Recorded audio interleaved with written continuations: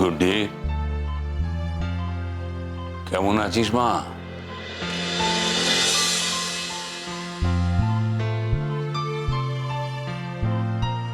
অনুজ কোথায়? তুই যাকে অনুজ ভেবেছিস সে কি কখনো চলে যেতে পারে? আমি তোমাকে বলছি জেঠুমনি, দেখো ওই অনুজ।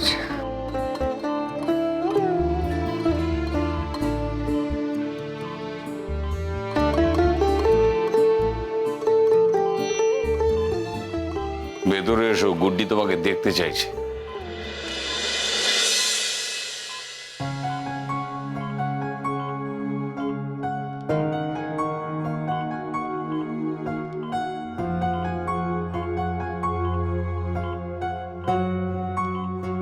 কথা ছিল চোখ খুলে প্রথম আপনাকেই দেখবো, এলেন না কেন? আমি বাইরেই ছিলাম, বাইরে অপেক্ষা করছিলাম। জেঠুমনিও যেমন দামি তেমন আপনিও আমার কাছে দামি।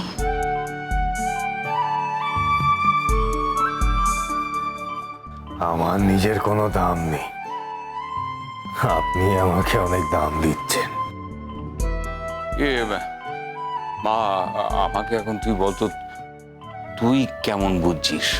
সবটা না কেমন ধোয়ার মতো লাগছিল, আস্তে আস্তে ধোয়াটা কেটে যাচ্ছে। আপনার কিন্তু একটা কঠিন অপারেশন হয়েছে, সাকসেসফুল হয়েছে। আপনি কিন্তু এখন ফিট অ্যান্ড ফাইন, আপনি একদম চিন্তা করবেন না।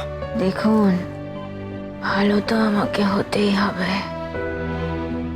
যত তাড়াতাড়ি ভালো হব তত তাড়াতাড়ি বাড়ি ফিরতে পারবো। হ্যাঁ, তোকে কয়েকদিন এখানে রেখে ছেড়ে দেবে, তবে ওখানে তোকে যত্ন করবে কে? অনুজ পারবে না? না, আমি বলছিলাম কি, কদিন যদি তুই আমাদের বাড়িতে থাকিস। সেটা সম্ভব নয়। তাছাড়া বাড়ি বলতে নিজের বাড়ি, পাহাড়, পাহাড়কেই আমার নিজের জায়গা বলে মনে হয়। যে যেখানে জন্মায় এটা তো খুব স্বাভাবিক, এর মধ্যে কোনো ভুল নেই, কোনো অন্যায়ও নেই। কিন্তু এখন কটা দিন, মানে যতদিন না তুই পাহাড়ে যেতে পারছিস ততদিন যদি আমার কাছে থাকতিস। দেখো জেঠুমনি, ও বাড়িতে সবাই তো আমাকে পছন্দ করে না, আমিও করি না। একটা সময় তো থেকেছি, এখন আর সম্ভব নয়। তাছাড়া রেশমিও খুব একটা, আমি পারবো না। না না, তাতে কি হয়েছে, তুই তো আমার কাছে থাকবি। তুমি তো আর একাও বাড়িতে থাকো না, তোমারও বয়স হয়েছে, আমারও বয়স হয়েছে। কম বয়সের মতো এত অপমান অসম্মান সহ্য করতে পারি না, জানো তো, বড্ড গায়ে লাগে। আচ্ছা, আমি একটা কথা বলছিলাম, উনি যদি আমাকে সেবার অনুমতি দেন তাহলে কটা দিন আমি ওনার সাথে থেকে ওনাকে সারিয়ে তুলতে পারি। হ্যাঁ, ভরসা রাখতে পারেন আমার উপর। না না, ভরসার অভাব নেই। আসলে আমি ভাবছিলাম, অশান্তির কথা ভাবছেন তো? এই বয়সেও যদি অশান্তিকে ভয় করি, দেখো না, আজকে তো আমি মরেই যেতে পারতাম। আরে আমার এত বয়স হয়ে গেছে, আমি বেঁচে আছি, তুই যদি এখন মৃত্যুর কথা বলিস সেটা কি ভালো লাগে? যা সত্যি তাই তো বলেছি। সত্যি বলতে তো কোনো ভয় নেই জেঠুমনি,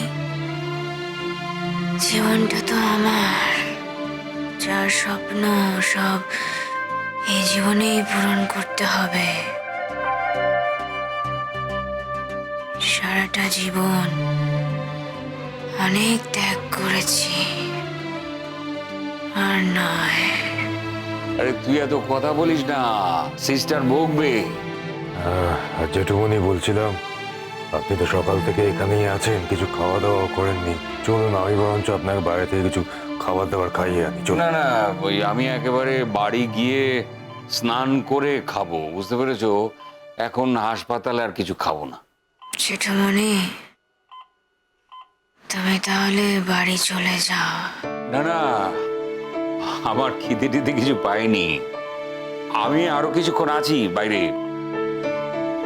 আমি বলছিলাম কি, আপনার কিন্তু এত কথা বলা বারণ, বুঝতে পারছেন তো? এমনিতেই একজন করে দেখতে আসার কথা, আমরা দুজনে মিলে চলে এসেছি।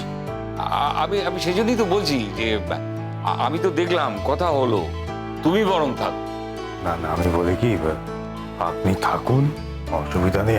আমি বাইরে আছি, আমি বাইরে আছি। না,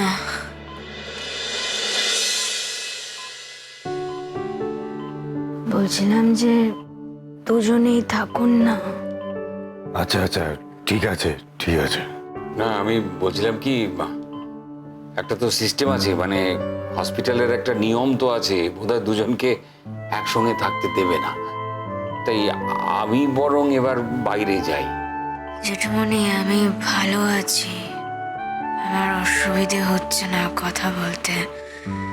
তোমরা আছো, কথা বলছি, আমার কিন্তু বেশ ভালোই লাগছে। তুই এত কথা বলিস না মা, ব্রেইনের ওপরে একটু বেশি চাপ দিচ্ছিস, এত চাপ দিস না। এখনো তুমি পুরোপুরি সুস্থ হয়ে ওঠোনি। উনি যাওয়ার কথা কেন বলছেন তাহলে? ঠিক আছে ঠিক আছে, আমাকে নিয়ে ভাববেন না। আমি বলছি, আমি বাড়ি যাব মানে আমি আপনার বাড়িতেই যাব। শুনুন একটা কথা, এখন থেকে ওই বাড়িটা শুধু আমার একার বাড়ি নয়, ওটা আপনারও বাড়ি, বুঝেছেন?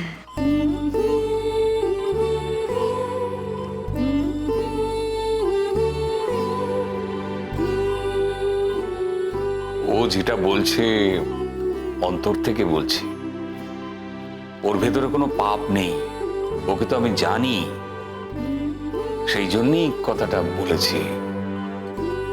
আর ভবিষ্যতে যদি তোমরা একসাথে থাকতে চাও, তাতে আমার কোনো আপত্তি নেই। আমি এ কথা কিছু মনে করিনি। হ্যাঁ ঠিক আছে, আমি তাহলে বাড়ি গিয়ে খাওয়া দাওয়া করে আবার আমি এখানে চলে আসছি, এসে একটা হসপিটালের গেস্ট রুম, ওখানে থেকে যাব। একটা রুম নিয়েও তো থাকা যায়। না না না, ওসব কোনো দরকার নেই। পয়সা নিয়ে হলে কথাগুলো বলছেন তো? আমার পয়সাকে আপনি নিজের পয়সা বলে মনে করেন না?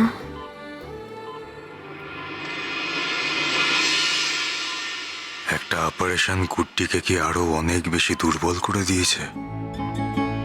তা না হলে এত খোলাখুলি তো কথা বলতো না। এখন যেরকম বলছে সেরকম। গুড্ডি, তুমি আমাকে জানো না গুড্ডি, তোমার এই সারল্যের দাম আমি কি দিতে পারবো? আমার উপরে সমানে প্রেশার আসছে, আমি হয়তো সত্যি এবার সেই সর্বনাশের দিকে পা বাড়াতে বাধ্য হব, আমার আর কোনো উপায় নেই।